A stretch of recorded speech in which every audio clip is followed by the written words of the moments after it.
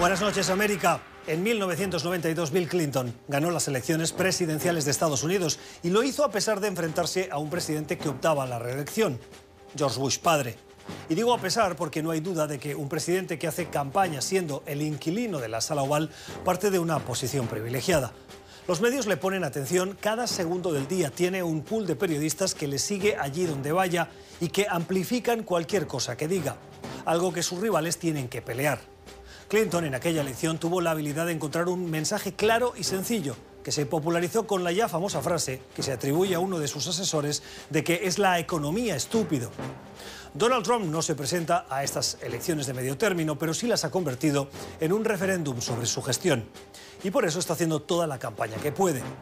Como en la campaña del 92 y con los buenos datos que muestra hoy la economía estadounidense, Trump podría haber optado sin duda por defender su gestión económica y pedir el voto por los republicanos porque el crecimiento o el desempleo se encuentran en uno de los mejores momentos en décadas, pero no. Trump ha preferido hacer de esta campaña la campaña del miedo. Miedo a la inmigración, miedo a la inseguridad, miedo a los demócratas, miedo a los medios. El miedo es algo negativo, un sentimiento que resta control y claridad a los individuos y que nos hace reaccionar con el impulso y no con la razón. Trump tenía la opción de apelar a la razón de los votantes con esos datos económicos a su favor, pero ha preferido optar por la emoción del miedo que divide aún más a un país que, según el Centro de Estudios Pew, hoy vive uno de los momentos más polarizados de su historia. Esta estrategia puede dar buenos réditos electorales para quien la impulsa, pero difícilmente contribuirá a hacer un mejor país para todos. Una oportunidad perdida de resultados inmediatos, sí, pero de consecuencias impredecibles. Son las 8 en Bogotá, Lima, Quito, las 9 en la costa este de Estados Unidos y las 10 en Buenos Aires y Santiago. Y esto es Poder Latino. Bienvenidos.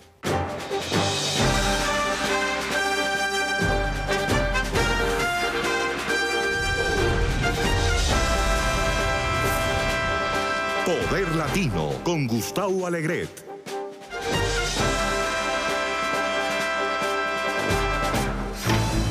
Tiempo para poner los pies de página a las noticias y hoy la primera se la merece sin duda los datos de desempleo que ofrecen las políticas económicas de esta administración, la del presidente Donald Trump. Un desempleo que es histórico.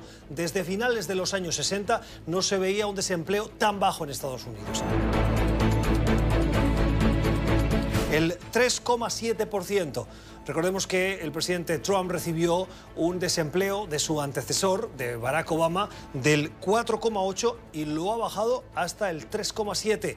Y Obama, a su vez, lo recibió del antecesor de una profunda crisis económica de George Bush, hijo, que estaba alrededor del 10%.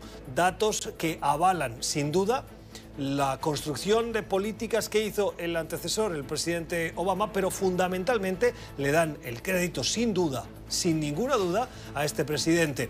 Los latinos también pueden estar satisfechos. Vamos a ver los datos. Los latinos tienen este 4,4% de desempleo. Cuando Barack Obama salió de la presidencia estaban cerca del 6% y llegaron a estar alrededor del 13%. Buenos datos, buen punto, cuando faltan 4 días para esas elecciones de medio término. Unas elecciones de medio término que sin duda están girando en torno a la cuestión, la agenda que marca el presidente estadounidense Donald Trump, que lo ha querido poner ese acento en la inmigración. Fíjense, hace tan solo unas semanas, unos meses, estábamos hablando de inmigración, sí, pero hablábamos de separación de familias. Ya no se acuerda casi nadie de ese debate de si los hijos llegados a Estados Unidos con sus padres de manera irregular o pidiendo asilo, estaba bien que se separasen o no. El debate de inmigración hoy está en invasión, en caravana e inseguridad. Inseguridad como la que el presidente ha querido subrayar a través de la difusión sorpresiva, dicen los analistas, y a nosotros también nos lo parece, de este vídeo. Un vídeo en el que vemos cómo se habla de inmigración o particularmente de anti-inmigración, en el que destaca la historia de Luis Bracamontes. Luis Bracamontes es un ciudadano latinoamericano que ha entrado diversas veces en Estados Unidos y fue sucesivamente deportado y que la última vez que entró asesinó a 2 oficiales de policía. En esas imágenes se le ve enfrentando el juicio que terminó condenándole a la pena capital. El presidente lo ha utilizado, como veíamos, para subrayar que fueron los demócratas los que le permitieron entrar y quedarse. Bueno, aquí tenemos que poner los pies de página.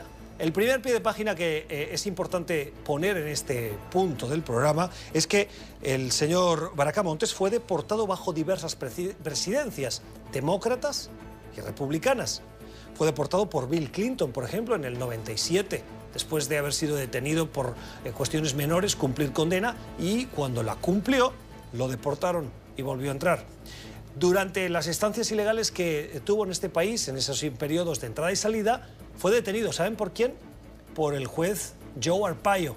Sí, ese a quien el presidente Trump exoneró después de haber sido condenado por abuso de autoridad. Y un último apunte en este vídeo que ha querido utilizar el presidente Trump. La última vez que entró el señor Bracamontes a Estados Unidos fue bajo la presidencia de un presidente republicano, George Bush, hijo, se calcula mayo del 2001 y febrero del 2002.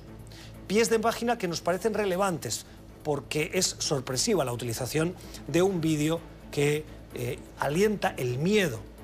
¿Es necesario alentar el miedo para llamar al voto en unas elecciones?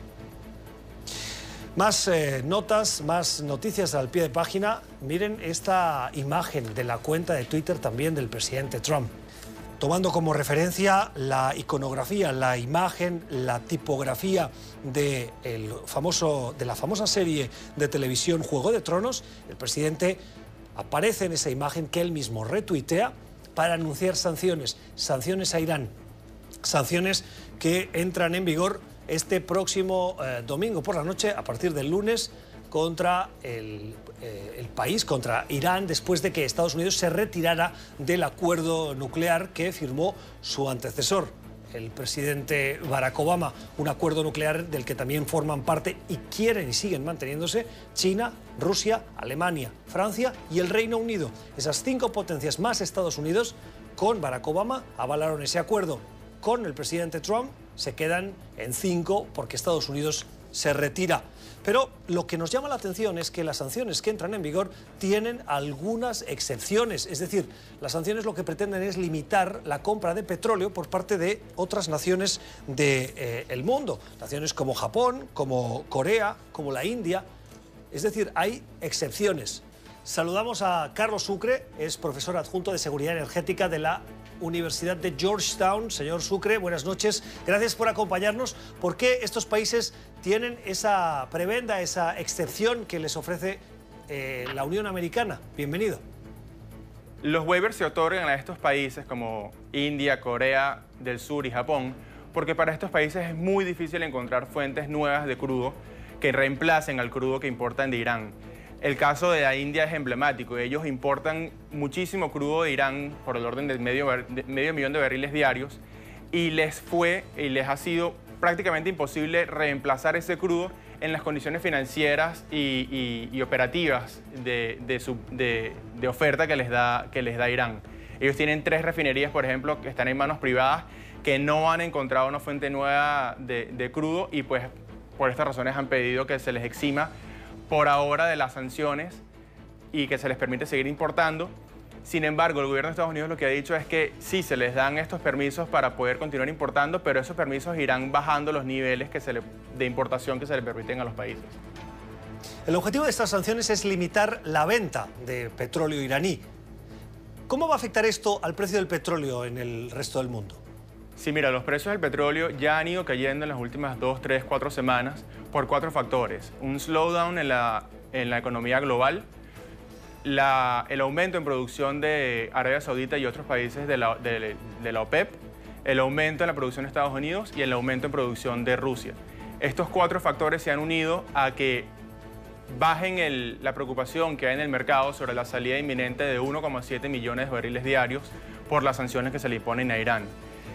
Esta salida de crudo debería haber aumentado los precios, pero el aumento en producción de varios productores importantes y además el slowdown en la demanda ha causado este bajón de precios que balancea la salida de los crudos de Irán. ¿Y cuál es el impacto que puede tener, que se puede sentir en América Latina? Mira, la última vez que hubo sanciones a Irán, parte del mercado de exportación de Irán lo suplió Venezuela, en India particularmente. Esta situación no ocurrirá de nuevo por dos razones principales. Uno, India tiene un waiver del gobierno de Estados Unidos para poder importar crudo iraní. Y dos, pues la producción de Venezuela ha estado en colapso total y no hay manera que Venezuela pueda suplir ese mercado de nuevo. Por otro lado, la manera en la cual los países de América Latina tal vez pudiesen obtener mayor espacio de mercado es en el mercado chino, que es el principal importador de crudo iraní. Sin embargo, los países de América Latina están en caída en producción, excepto Brasil, y encuentro difícil que ellos puedan entonces suplir el mercado chino, que dejará de importar crudo iraní. También hay que tomar en cuenta que es posible que China obtenga un waiver del gobierno de Estados Unidos y pueda seguir importando crudo iraní, que totaliza más o menos 700.000 barriles diarios. Las explicaciones del profesor de Seguridad Energética de la Universidad de Georgetown, el señor Carlos Sucre. Señor Sucre, gracias, buen fin de semana. Un último apunte, este fin de semana cambia la hora en la costa este de Estados Unidos. Los relojes se retrasarán la noche del sábado al domingo, una hora. Cuando sean las 3 volverán a ser las 2. Dos consecuencias, dos pies de página. Uno, el ciclo de luz de los días a partir del lunes para los horarios laborales va a ser distinto, de 9 a 5, pero los trabajadores ya nos vamos a tener que acostumbrar a salir con luz de noche. La segunda, esta es más positiva, este fin de semana aquí dormimos una hora más. Ya volvemos. Continuamos con Poder Latino. Tiempo para la entrevista hoy en nuestro Poder Latino y hemos cambiado de set. Saben que quedan 4 días para esas elecciones de medio término en Estados Unidos y le echamos una mirada a las herramientas que marcan las direcciones de los tonos de campaña, de los eventos y de los lugares donde se están produciendo las encuestas. Nos acompaña Armando Briquet, que es consultor político, es experto en gerencia electoral, es académico, ha trabajado con diversos candidatos políticos en el continente americano y hoy le hemos invitado para que nos acompañe. Armando, ¿cómo estás? Gracias. Muy buenas noches. Gracias por venir a Poder Latino hoy. Vamos a ver los gráficos que están marcando el pulso, el ritmo de esta campaña electoral, de dónde venimos y qué puede pasar de acuerdo a la intención de voto. Hemos elegido a Real Clear Politics por un siguiente motivo, y es que Real Clear Politics es una organización que toma todas las encuestas que se producen en Estados Unidos y hace las medias ponderadas, y de acuerdo a los resultados elabora estos gráficos. Este que presentamos primero es el de intención de voto en estas elecciones de medio término para el Congreso. Y vemos cómo nos vamos a el 2017, donde demócratas y republicanos tenían una diferencia de intención de voto de hasta 7 puntos, cómo se ha ido aumentando. Hay dos o tres momentos de distribución hasta llegar al momento de las elecciones. La encuesta es de ayer, la media ponderada, el 1 de noviembre, y la diferencia beneficia a los demócratas respecto a los republicanos en más de 7 puntos. Antes de entrar en el detalle, Armando, ¿alguien podría decirnos, oiga, esto es lo mismo que nos mostraban antes de las elecciones presidenciales de la contienda entre Hillary Clinton y Donald Trump? Y las encuestas se equivocaron. ¿Por qué ahora nos podemos creer las encuestas? Bueno, yo soy de la tesis de que las encuestas no se equivocaron. Y quizás ese es un punto bien importante. Las encuestas, antes que nada, ¿qué son? En primer lugar, es una estimación. Esa cifra que se está dando no es una cifra exacta, es una estimación que puede ser un poco más o un poco menos de ese número. Y es una estimación sobre una realidad dinámica. Por eso estos gráficos nos permiten ver cosas interesantes, que es ver la evolución de esa estimación. Una vez que las vamos viendo en serie, como lo estamos viendo aquí, con encuestas diarias, distintos tipos de encuestas ponderadas y llevando a un resultado, por lo tanto, de promedio, podemos ver cómo se van comportando a lo largo del tiempo y podemos predecir comportamiento. Entonces es muy claro, por lo menos que en este momento hay una diferencia de 7.5% de demócratas votando más que republicanos. Pero además hay una tendencia muy clara que a raíz de este pico en el cual se produce la designación del magistrado de la Corte Suprema de Justicia. En este punto en el que parecía que se estaba cerrando, hubo la confirmación de Brett Kavanaugh. Exactamente. Y se dispara la intención demócrata y también, aunque en menor medida, la republicana. Entonces podemos ver de una manera muy clara que un primer efecto, porque se ha debatido mucho de cuánto puede esa designación estar influenciando en la elección, un primer efecto muy claro que sale de esta gráfica es que ha aumentado los niveles de participación, el deseo de participar por parte de la tendencia demócrata.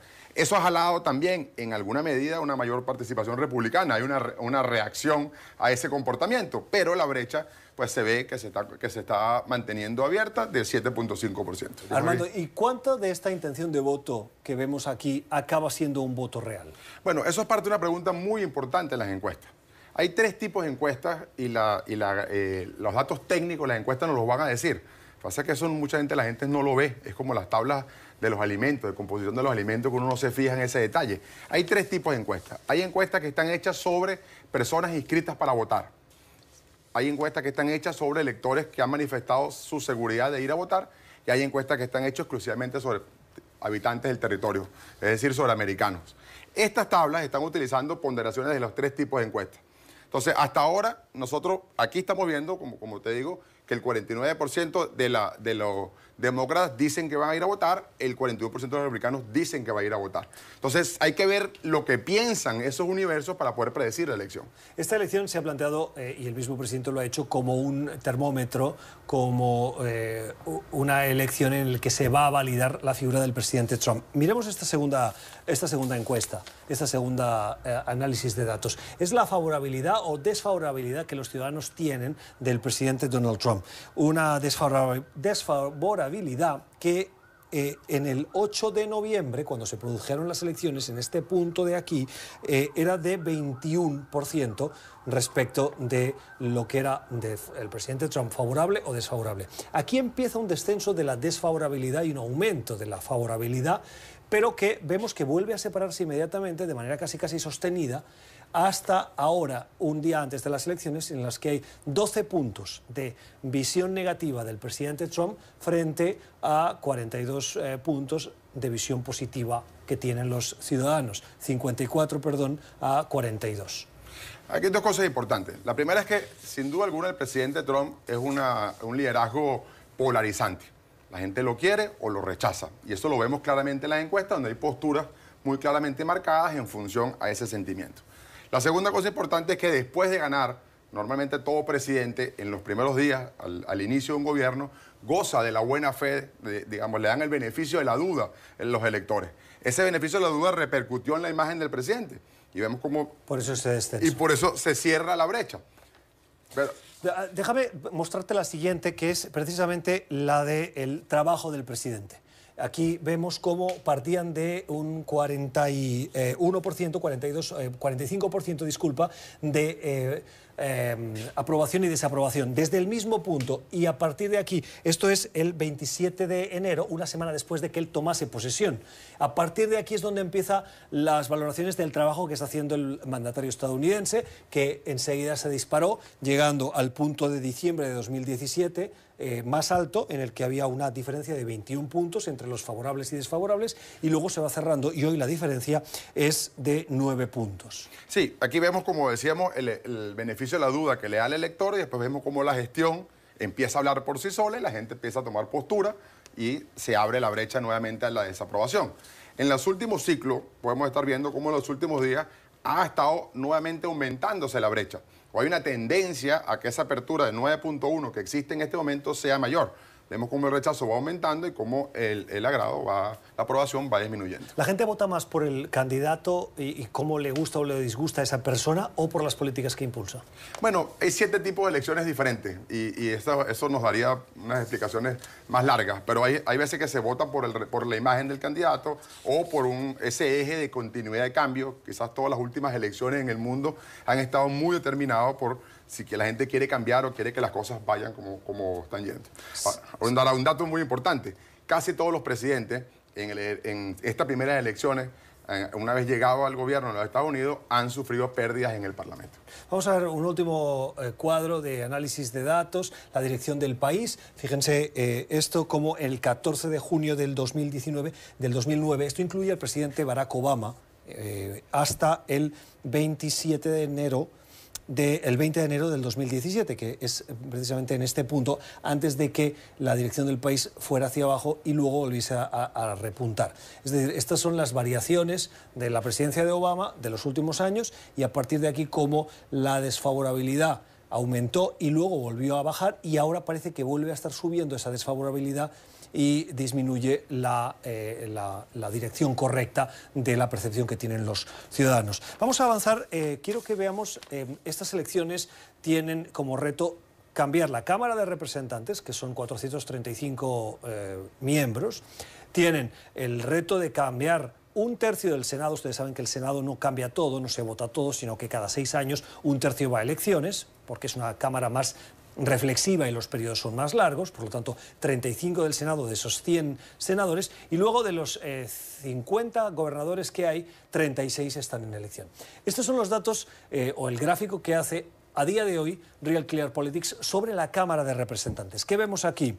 Que los republicanos, de los 241 representantes que hoy tienen en la Cámara, tienen aseguradas en estas elecciones 196. Y los demócratas, que tienen 194 asegurados, hoy 203 son los que, de acuerdo a las encuestas, podrían conseguir. Lo que está en juego son 36.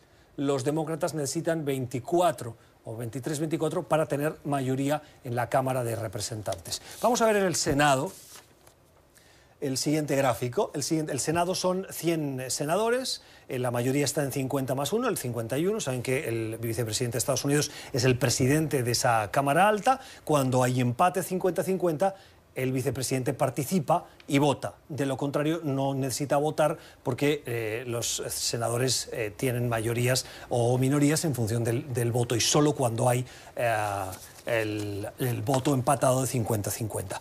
¿Qué vemos aquí? Que hoy los republicanos tienen 51 y tienen asegurados, entre los que no van a la elección y por lo tanto ya son republicanos, o los que van a ir a elección pero están segurísimos republicanos, ya tienen asegurados 50. La mayoría son 51.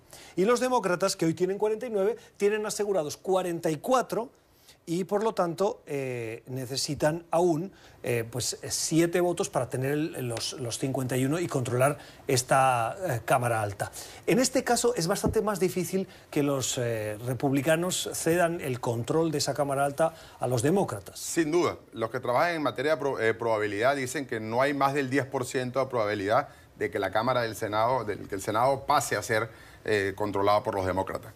Sí. En cambio, en el representante se cree que el 80% de la probabilidad es que los demócratas tomen la mayoría de la Cámara de Representantes. Claro, partimos de la base de que hay muchas más de las 36, de las 35 elecciones que hay para las posiciones del Senado. La mayoría de las que salen a concurso o a elección son demócratas y por lo tanto tienen riesgo de perderse, y las otras 2 tercios que quedan, muchos son mayoritariamente republicanos y son menos demócratas. Un último cuadro antes de terminar. En esta elección también hay elección a gobernaciones, son 36 las que salen. Este es el mapa de Estados Unidos. Lo que ven son los colores de los que o bien no salen a elección y ya son republicanos o demócratas, los que salen a elección, que son seguros, casi por los que se conoce de la población, a demócratas o republicanos, que hay en juego 11 gobernaciones de las 36. Los datos son para poder pintar el color del país, y es importante el gobernación también porque los gobernadores son los que acaban aplicando la redistribución de los distritos electorales, que son los que luego dan los escaños en la Cámara de Representantes. Por eso este mapa también es relevante. ¿Algún comentario sobre las gobernaciones? Sí, no, y también son muy relevantes en la elección del 2020, porque son los grandes canalizadores del voluntariado y de las fuerzas electorales que presenten los candidatos de 2020. Sin duda, un comentario que quisiera hacer aquí es que hay 2 estados de influencia latina importantes, Florida y Nevada, en los casos de los gobernadores, también en el caso de senadores, pero son 2 estados que están en esa área de gris de contención. Y una duda para el mundo latino en este momento es cuál va a ser el nivel de participación de los latinos en esta elección. Si todo el discurso, digamos, porque como te decía, hay diferentes tipos de elección. Ahora, el presidente ha marcado una tendencia con un tema, sobre todo con el tema de la inmigración. Entonces, saber, bueno, qué repercusión está teniendo eso como contraparte. Seguramente tiene, como lo han medido ellos, un efecto positivo en su base electoral de votantes republicanos, pero tiene una gran duda en la base electoral latina que se puede expresar en Florida y en Nevada. No puedo terminar sin un comentario. Fíjense que uno de los problemas que hay en esta elección o de los temas que hay en la mesa es el tema de la frontera. Miren en la frontera, los 4 estados que hoy forman parte de frontera terrestre son Texas, son Nuevo México, Arizona y California. Y los 4 tienen elecciones a gobernador. Los gobernadores son los que dan el visto bueno al despliegue de tropas que quiere el presidente. Si el gobernador dice que no quiere tropas, el presidente no puede enviar las tropas para hacer labores de apoyo. Texas es claramente republicano, pero Nuevo México está en un área gris, más bien demócrata, sobre todo por el voto latino, pero no se sabe. Arizona se alinea con los republicanos, no tan seguro como Texas, pero también. Y California claramente demócrata. O sea, aquí tenemos varios colores en función de la intención de voto de los partidos, y no es ni todo republicano ni todo demócrata. Sí, es que sin duda esta elección va a hablar mucho, igual que las encuestas. El problema de la encuesta es que los números no hablan solos, hablan los analistas que hablan en nombre de él. Ahora les tocará a partir del martes a esos números hablar en una elección y veremos los analistas hablar qué resultado y qué consecuencias va a tener eso en el año 2020. Como siempre, la última palabra la tienen los ciudadanos, pero Armando, te voy a pedir que te mojes.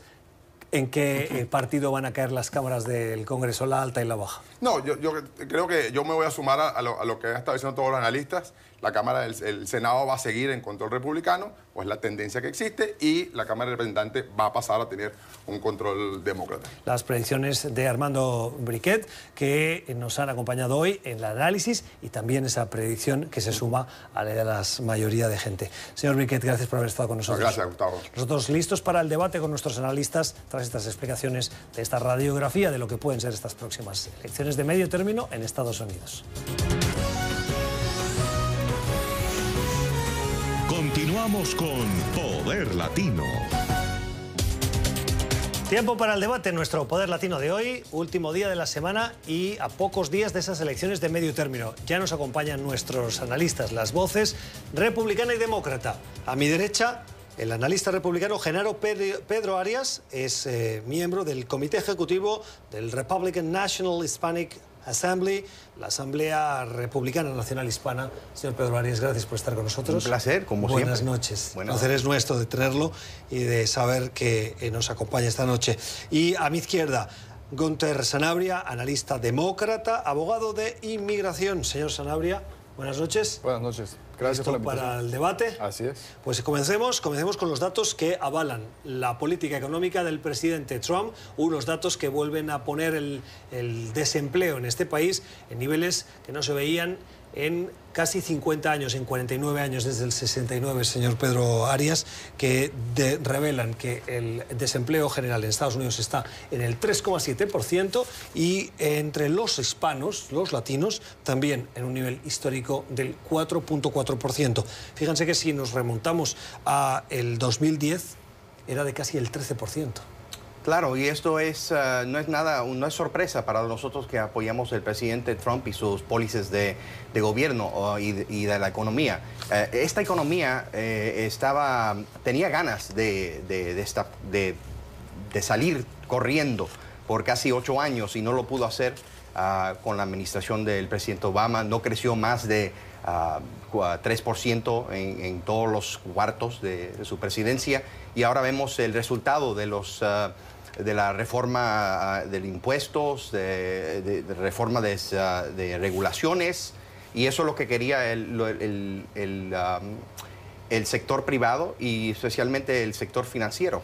Cuando el presidente Trump tomó las riendas de la Casa Blanca, el desempleo estaba en el 4,8%, es el legado que le traspasó en cuanto a cifras de desempleo el presidente Obama, y respecto al de la inmigración, de los latinos, perdón, estaba rozando el 6%.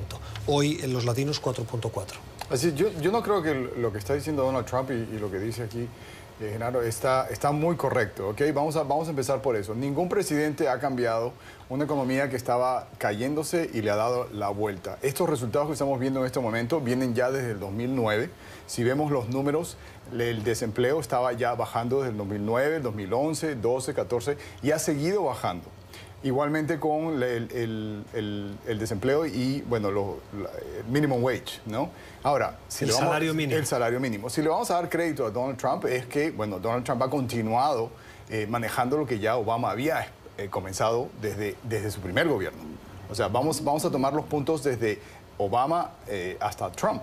No vamos a tomar un punto de hoy y compararlo con un punto de hace 50 años, porque eso no sería totalmente accurate, o sea, no sería correcto. Cuando ustedes ven estos datos, ¿por qué creen que esta campaña electoral no ha girado en torno a los datos económicos? Porque cualquier presidente que se presente a un reto de unas elecciones de medio término, con estos datos tendría que haberse convertido este tema en bandera del debate público. Pues dos puntos en ese aspecto. Primeramente, porque los medios de comunicación, en mi opinión, están ignorando estos datos. Si estos números fueran del presidente Obama, esto hubiera sido la gran noticia y los titulares principales por meses, casi 24 horas al día en CNN, hasta aquí en NTN 24. O sea, no están enfocando a la verdad. La segunda razón es porque... Déjeme decirle una cosa. El primer tema de este debate ha sido precisamente los datos y hemos empezado diciendo crédito para el presidente Trump que avala su estamos política. debatiendo si merece o no merece el crédito. Yo digo que sí merece el crédito. Pero si hubiera sido Obama, los medios de comunicación hubieran dicho, él se merece todo el crédito. Porque Obama se hubiese enfocado en los cambios económicos, en la economía, en trabajos, y no como Donald Trump de enfocarse en inmigración, invasores y políticas antilatinas. Pero eso... primeramente, no es antilatino tratar de enfocarse en las leyes de este país, pero eso para otro debate. Pero también tenemos que reconocer que el presidente Obama tuvo 8 años para llegar a este nivel. El presidente Trump lo ha hecho en menos de 2 años. Yo me acuerdo cuando hubo una depresión, casi una depresión aquí en los 80s con el presidente Carter y también con el primer Bush.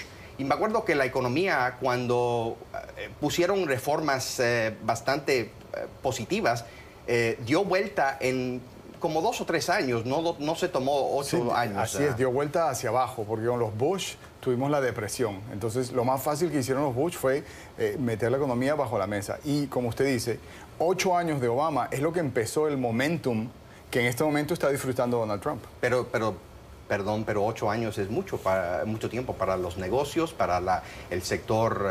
el desempleo bajaba todos los meses y Obama creaba trabajos. Todos los meses salían los reportes de 180,000, 190,000, 200,000 trabajos mensuales durante los 8 años de Obama. Sí, pero hemos llegado a esta etapa, o sea, aún más rápido con el presidente Trump y también el porcentaje de los que están trabajando, o sea, la participación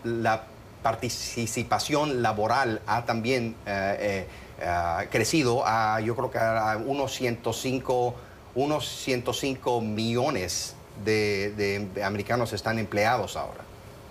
Bueno, nadie está negando que los números son definitivamente impresionantes, pero vamos a hacer un poquito de pensamiento en de dónde vienen esos números. Nadie puede pensar, y ningún economista y ningún analista de trabajo puede decir que esto se creó en 2 años desde Donald Trump, porque ¿dónde están las pólizas? Lo que yo creo que Donald Trump está tratando de cubrir, que no tuvo pólizas que llegaron a estos números, porque está hablando más de inmigración, de la invasión de la frontera y todo lo demás, para que no se discuta lo importante, como usted dice, lo importante, que esto viene de la era de Obama.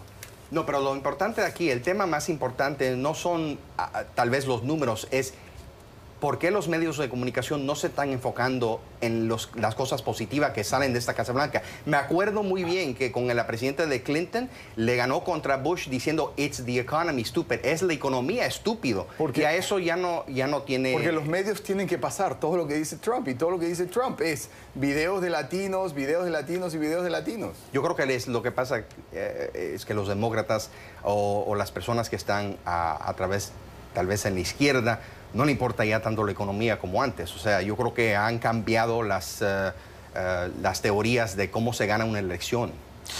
Hablando de vídeos, señor Sanabria y señor Pedro Arias, fíjense que se ha publicado, o el presidente ha publicado este vídeo que hace referencia, como explicábamos antes, al señor Luis Bracamontes, que está sentenciado por haber asesinado a 2 oficiales de policía. ¿Les parece correcto que el mandatario, que el presidente, que el inquilino de la Casa Blanca utilice este tipo de mensajes que alimentan a los miedos de los ciudadanos? Ya no quiero entrar en si es o no antiinmigrante, sino que es un mensaje en negativo. Bueno, primeramente tenemos que empezar la conversación sabiendo que lo que es la presidencia de Estados Unidos ha cambiado con el señor Trump. Ha cambiado para ahora, yo creo que siempre, para siempre, en mi opinión, pero por lo menos por estos años, porque el pueblo americano no quería o se cansó de tener un George W. Bush, un John McCain, un Mitt Romney, que no se enfrentaban a estos temas difíciles. Sabemos que el presidente Trump no empezó como un político profesional, él es un negociante. Y es un negociante de Nueva York, tiene opiniones y las expresa en Twitter, en social media, por las redes sociales, en esta manera nueva. Podemos decir, ay, yo no estoy de acuerdo con esto, pero sabemos que ya ha cambiado. Él no es un presidente como han sido sus antepasados. Y entonces tenemos que acostumbrarnos a esta cosa nueva. El pueblo americano por mucho tiempo ha querido un presidente que habla con la voz de los que no tienen voz. El pueblo americano siempre ha querido un presidente, no necesariamente como los Bush, definitivamente, pero un presidente que respete la entidad de la Casa Blanca. Y en este momento tenemos un presidente que pone cosas como esas en su Twitter. O sea, él está tratando de utilizar algo que no está correcto, lamentablemente, porque es una persona que tenía problemas mentales, que hay montones y miles de personas que van a la cárcel, son sentenciados. Y él está utilizando esa parte sin ninguna explicación, sin ninguna historial, sin ningún background, y decir: esto es lo que los demócratas están dejando entrar al país. ¿Para crear qué? Es simple: miedo en electoral, miedo en las votaciones. Es el único propósito que tiene Donald Trump, y para mí, personalmente, como americano, como votante, es una vergüenza. Bueno, yo creo que no es para causar miedo, porque ¿quién le tiene miedo a este tipo que ya está en la cárcel? Lo que le tenemos que tener miedo es al sistema que está migratorio, que está quebrado por completo, especialmente en estados como California, que es un estado santuario, donde no dejan que estos individuos sean deportados. O sea, hay conflictos, hasta alcaldes de ciudades ahí le informan a la ICE o al sistema de migración cuando vienen a arrestar. Así es. Como tú lo dices, ¿a quién le va a tener miedo esta persona? Esta persona está en la cárcel. Entonces Donald Trump está utilizando a esta persona, este asesino, como un símbolo de los próximos latinos que van a llegar a los Estados Unidos. Bueno, esa es la imagen que él está vendiendo con este video. No que le tenga miedo a esa persona, sino está diciendo: este es el tipo de persona que los demócratas dejan entrar. Pero la conversación, no voten por él. Pero la conversación no debe ser si le tenemos miedo o no. Es si es verdad lo que hizo este criminal y el sistema que dejó que lo hiciera, o sea, que le dio mano para cometer estos crímenes. Así es, el sistema en el cual los Bush dejaron entrar a esta persona, porque vamos a hablar del historial. Él entró durante la época de Bush. Bueno, pero eso no tiene que ver a nivel federal, como entren o no entren. Lo que tiene que ver es en el nivel estatal. Así es. Y entonces en estas ciudades en California, los inmigrantes ilegales y los criminales ilegales pueden quedarse. El sistema está incorrecto, perfecto. El sistema inmigratorio está roto, perfecto. Todos estamos de acuerdo. Pero que él use este símbolo en este momento de las elecciones es lo que está incorrecto. Pero hay otros símbolos que él podría usar para enfocarse en que la gente salga a votar, en que la gente escoja a los líderes que la gente quiere. Pero él está dando miedo, y eso lo sabe todo el mundo. Él hasta estaba comentando el otro día en la movida del manager de los Dodgers, que no cambió un lanzador por otro y por eso perdió el juego. O sea, es una es una manera de comunicarse nueva y es lo que el pueblo quiso. Oigan, por eso está el señor ahí. Hablando de maneras de comunicarse nueva, ¿qué les parece si Jon Snow existiese de verdad con ese tuit que hemos visto hoy? Además de un tema, nos reímos, pero ojo que estamos hablando de las sanciones que impone la administración estadounidense sobre un país extranjero, en este caso Irán, con el que puede haber una tensión militar. Y lo que vemos es que el presidente utiliza ese simbolismo que recuerda a el Juego de Tronos para decir que las sanciones están a la vuelta de la esquina. Mira, regresamos a lo que es presidencial. A esa manera nueva de comunicar. A esa manera nueva de comunicar. Él no es político profesional. Él es actor, él es negociante. ¿Y no es peligroso que alguien que sea un actor, un negociante, esté en la Casa Blanca lanzando estos mensajes que juegan con una estética de Hollywood para hablar de cosas tan reales como las sanciones a un país con armamento o con capacidad o con voluntad de tener capacidad? Es su estilo, Gustavo, y acuérdate que por eso ganó. O sea, el pueblo americano ya se había cansado, especialmente en el Partido Republicano, ya se había cansado en esta época nueva de comunicaciones en redes sociales. Se cansó de tener Bushes, se cansó de Romney perder, de McCain perder, de Dole perder. O sea, esto es lo que lo impulsó a la presidencia y está cambiando. Las maneras de comunicación han cambiado. Igualmente, la manera que se conduce, que se comportan los periodistas y los reporteros también ha cambiado. Así es, ha cambiado. Esto empezó como una buena broma, con entretenimiento. Él empezó atacando a la misma gente de su partido y todo el mundo estaba pegado al televisor. En este momento ya da pena. En este momento le quita respeto a los Estados Unidos y los otros países que ven este tipo de mensaje con Juego de Tronos o con amenazas o con, como tú lo dices, con imágenes de Hollywood. Le quita el respeto y le quita la veracidad al presidente de los Estados Unidos, específicamente en un acuerdo con Irán, una potencia nuclear que podría poner a este país en otra guerra. No sé, no creo que eso es verdad, Gustavo, y creo que el resto del mundo también por mucho tiempo ha querido un presidente estadounidense fuerte, con diferentes maneras de pensar, diferentes maneras de expresarse lo que somos y lo que queremos representar.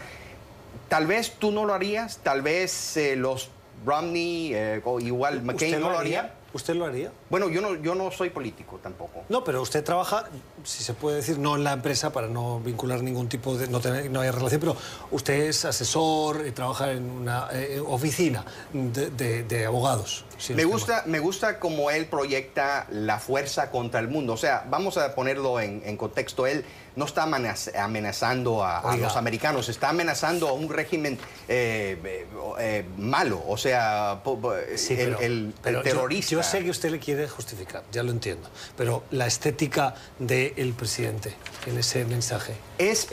yo creo que es para... Se abre a burla. Jorobar un poco a Irán.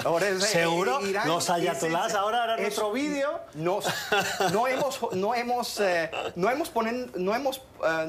sido fuerte contra esos regímenes malos. O sea, es algo un poco refrescante para mí. Tenemos que dejarlo en este punto. General Pedro Arias, miembro del Comité Ejecutivo del Republican National Hispanic Assembly y analista republicano, gracias por haber estado con nosotros. Un placer, como siempre. Y General Gunter Sanabria, analista demócrata, abogado de inmigración. Gracias. Gracias también por habernos acompañado, por sus puntos de vista. ¿Y usted qué opina? @PoderLatinoNTN. ¿Quiere hacernos llegar sus opiniones antes de terminar este viernes con el debate, las ideas que hemos escuchado? @PoderLatinoNTN. Ya volvemos.